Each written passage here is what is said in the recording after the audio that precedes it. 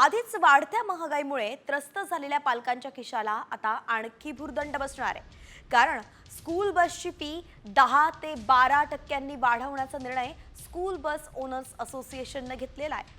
1 April पासून ही भाडेवाढ लागू करण्यात येणार आहे। शाळेच्या फी वाढीसोबतच आता बस भाडेही वाढल्यामुळे पालकांची चिंताही वाढली आहे।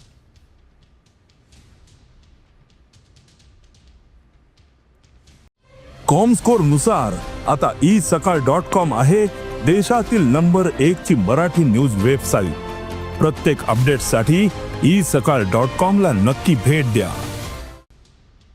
तर एकंदरीतच आपण पाहतोय की पालकांची नाराजी यावरून आहे। स्कूल बसेस 10 महिने चालतात पण फी वर्षभराची घेतली जाते, हा एक महत्त्वाचा मुद्दा आहे। तर शाळा आणि वाहतूक शुल्क एकत्र घेतल्याने आर्थिक ताण सुद्धा पालकांवरती येत असतो।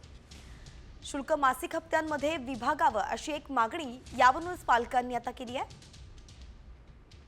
तर बस मालकांची भूमिका काय? नवीन बस खरेदीसाठी खर्च वाढलेला आहे। खराब रस्त्यांमुळे बस देखभालीसाठी सुद्धा खर्च लागतोय। बस कर्मचाऱ्यांची पगार वाढ सुद्धा करण्यात आली आहे। तर बसमध्ये GPS आणि CCTV बसवण्याचा खर्चही आहे। म्हणून या सगळ्या गोष्टींमुळे बसचं भाडं वाढवण्याचा निर्णय बस मालकांनी घेतलेला आहे।